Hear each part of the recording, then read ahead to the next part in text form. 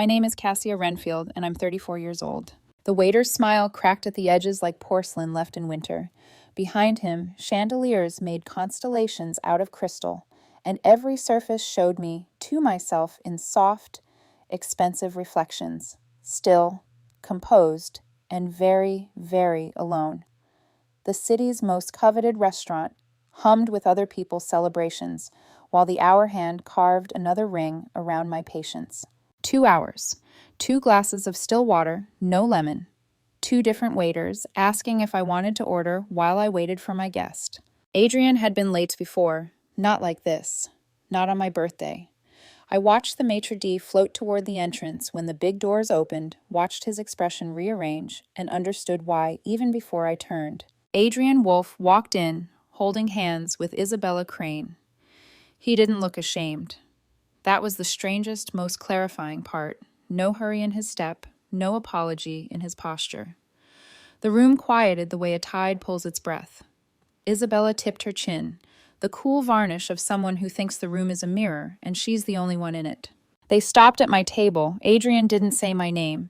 He kissed Isabella full on the mouth. Theatrical, intentional, the kind of kiss meant for an audience rather than the person you're with. When they broke apart, Isabella glanced at me in a lazy half-smile. Adrian spoke to her, but loud enough for the surrounding tables. "See?" he said, as if delivering a punchline. "Told you she'd still be here, like a pathetic puppy." Cutlery held its breath. A woman at the next table made a small sound with her throat and then strangled it with her napkin. I looked at Adrian. I looked at Isabella. And then somewhere in the marrow, a switch flipped. The world went glassy and far away, like I was behind it and couldn't be touched. I stood, smoothed my dress. The calm felt surgical, unscented, like antiseptic. I turned to Isabella and extended my hand. "Congratulations," I said, voice even, almost gentle. "You've won the prize." She hesitated, eyes flicking to Adrian, then, automatically, shook my hand. I placed a $100 bill on the table to cover 2 hours of water and the tax on humiliation, caught the waiter's concerned gaze, and gave him something like a smile. "Have a lovely night." No scene, no storming out. I left. Outside, the night air didn't just feel cool, it felt clean. Streetlights turned the pavement into scrolls of light. My heartbeat, which had been a drumline in my ears, slowed until I could hear the city again.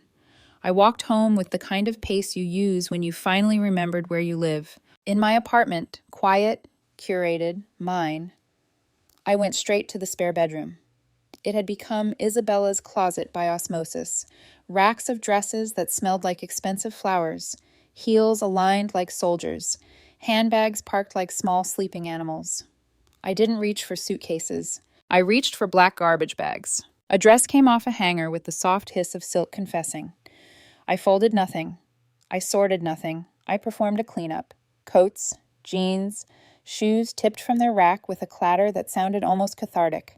Makeup caddies, jewelry boxes, a laptop with a lid that closed on a life that had just been downgraded from mine to miscellaneous. Into the bags, methodical, efficient, emotion, zeroed out, like a dimmer slide pushed all the way down.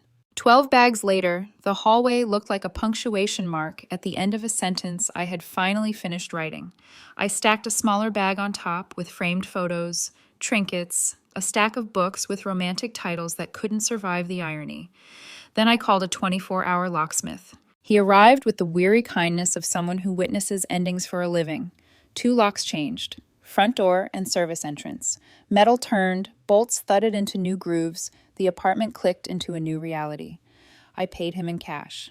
He nodded, left. The space exhaled. I poured a small whiskey and let the glass sweat against my palm. The apartment looked different with the closet emptied, as if shadow had been scooped out of the corners. My phone started ringing then. First a call, then a text, then more. I turned it face down on the coffee table, the screen a little lighthouse flashing in vain. I slept. Morning came like a full-body reset. When I finally turned the phone over, the number hit me with the absurdity of a spam campaign. 78 missed calls. Voicemails in a progression as predictable as the stages of grief. Irritation, performance anger, confusion, bargaining, panic, schreck, and threat. Some from Adrian, some from Isabella, A handful from friends whose names I liked less now. I set the phone down without pressing play. By 9, the show arrived in person. On my security feed, grainy, indifferent, Adrian and Isabella stood in front of the door, staring at the skyline of black bags like tourists at an installation they didn't understand. Isabella's face pinched, then fractured into rage. She kicked one bag. It slumped, but didn't split. Adrian looked small. Not guilty, not defiant, just small. The pounding started. My name. Again. Louder. I let it go on for exactly as long as it took my tea to steep, then opened the door 1 inch. "What is wrong with you?" Isabella shrieked, pointing like the bags had insulted her. "You threw my things out like trash. You're letting us in. Now." I let a quiet smile touch my mouth. "I think you're confused," I said. "This isn't your apartment."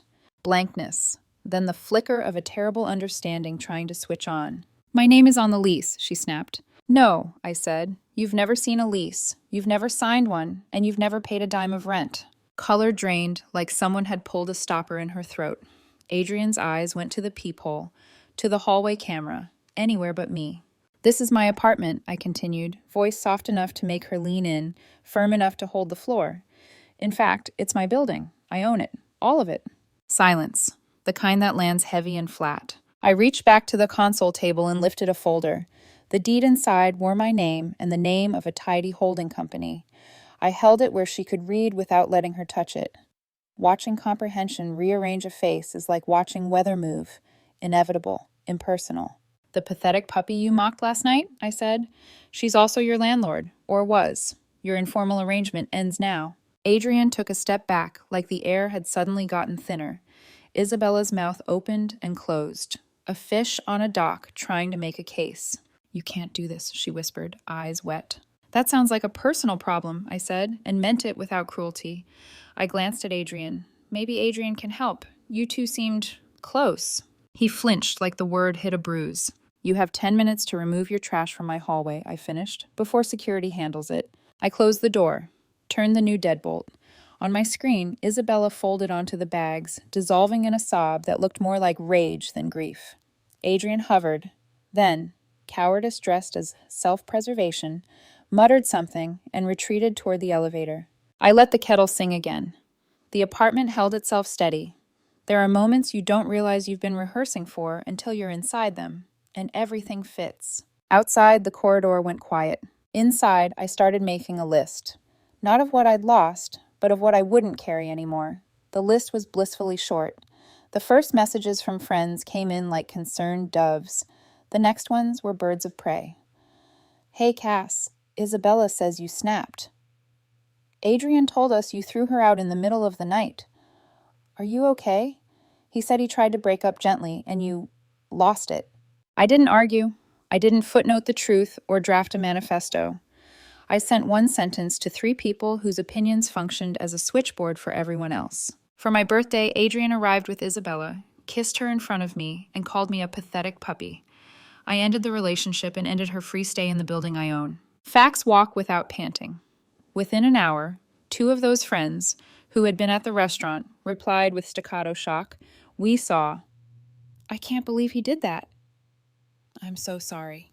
The smear campaign developed a limp and then a cough. It would die by afternoon.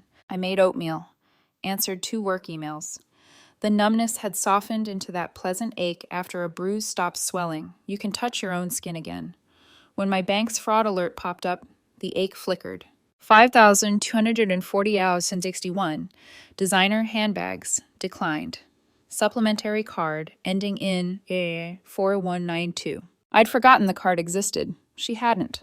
"Hi, I need to report a stolen card," I told the operator, voice steady, the kind of calm you get when you've already survived the worst scene. "Cancel and close the account, please, and note the attempted charge for my records." While the hold music ran scales, I looked at my reflection in the black glass of the TV.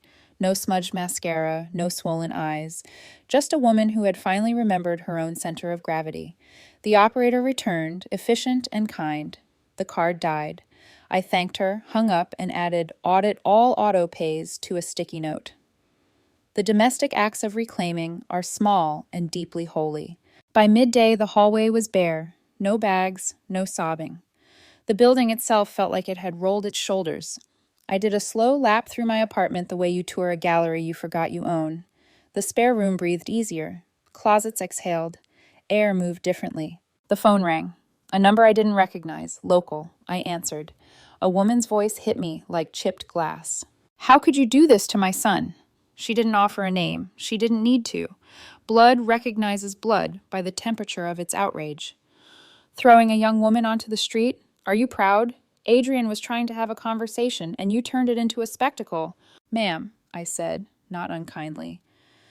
"Your son arrived at my birthday dinner with another woman and kissed her. He publicly mocked me. The woman had been living here for free. That privilege ended." I let the next sentence land like a file on a desk. "This is my building." Silence, then a scoff. "I don't care what you own. This is cruel. I will tell everyone what you did. Please direct further concerns to my lawyer." I gave her my attorney's name and number, the syllables clean as polished stone. "He'll be happy to discuss anything legal." "You're a heartless—" "Goodbye." I hung up, blocked the number, and sat for a moment, palms on my knees, feeling the tremor leave my hands. There's a specific relief that comes with refusing to audition for someone else's narrative. It's quiet, almost musical. By late afternoon, the text shifted tone, as if everyone had been handed a rewritten script. "Wait, you own the building? Adrian didn't mention the public kiss. Isabella said you were unstable, but Josh and Hannah were at the restaurant and, yeah." I could have posted screenshots of the deed. I could have narrated the security footage like a nature documentary. I didn't. I tugged thread from truth and let the rest of the sweater unravel itself. The next day brought the email I didn't expect.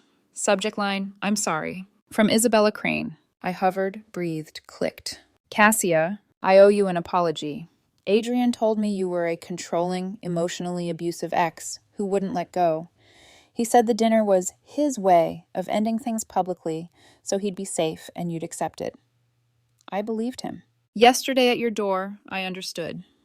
I'm embarrassed, no, humiliated, by my part in it. I thought I was the heroine of a rescue story. I was a prop. He's been calling me non-stop, asking for a place to stay, money, anything. I blocked his number. I'm sorry for hurting you. You didn't deserve that. Isabella. I read it twice. Relief wasn't the right word. It was too warm. What I felt was the neat click of a puzzle piece sliding into place, the one that confirms the picture you already recognized. I replied with 3 sentences. Thank you for your honesty. Please do not contact me again. I wish you clarity and peace. Send. The days unfurled. I redecorated without declaring it as therapy. The living room shed its velvet drama and took on texture. Linen, oak, a rug that looked like sand had remembered the shape of the shoreline. In the space where Isabella's curated excess had existed, my books reoccupied the world. Dog-eared, annotated, beloved. I worked. I walked to the river. I didn't check social media for a while because I refused to feed the part of me that counted other people's reactions like coins. A week later, another number I didn't know called twice and didn't leave a message. I let it be noise. Closure likes to be courted, but not chased. Months smoothed the sharp edges. Summer turned architectural.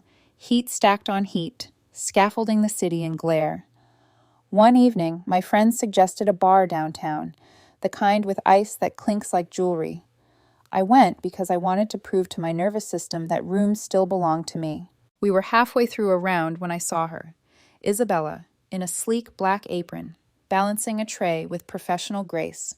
She looked different, not smaller, not dimmer, simply unvarnished. Our eyes clicked across the room like magnets discovering polarity. There it was again, that look I had seen the morning after. Shame, naked and human, unscripted. She turned into the kitchen. I felt no victory lap rising in me, no trumpet, just a soft, clean wind blowing through the day. My friends asked if I wanted to leave. I didn't. We paid our tab, tipped well, and walked out into a night that didn't require an epilogue. Back home, I stood at the window and watched the city add up its lights. The building hummed under my feet, plumbing and wiring and the shy symphony of 100 private lives. Owning it had always been a business decision. That night, it was something else, a reminder that foundations should belong to the person who lives in you with integrity. In the weeks that followed, Adrian's name receded to a trivia fact in a story I no longer told. When people asked what happened, I gave them a version without blood in it. We weren't aligned, I'd say. We ended it. I kept my home. If they pressed, I handed them the smallest truth that held the weight of the larger one. I decided to be done being humiliated. The rest could belong to rumor, to speculation, to the quiet recycling bin where old dramas break down into compost for new courage. On a Sunday, I took a long walk under a sky that looked ironed. I found myself at the expensive restaurant without meaning to. The maitre d' recognized me with a glance that offered apology without words. I smiled and asked for a table by the window. I ordered the simplest thing on the menu and the most celebratory glass of champagne.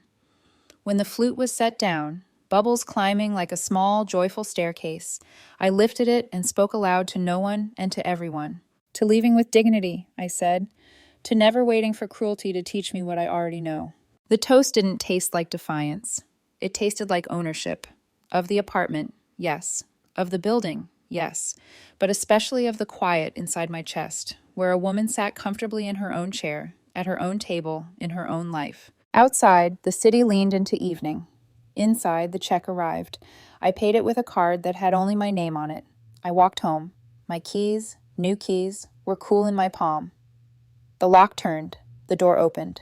No fanfare, no witnesses, just the ordinary holiness of a doorknob that answers to you. I stepped in and let the lights find me, the room gathering me, like a place that had been waiting for the right story to enter and stay.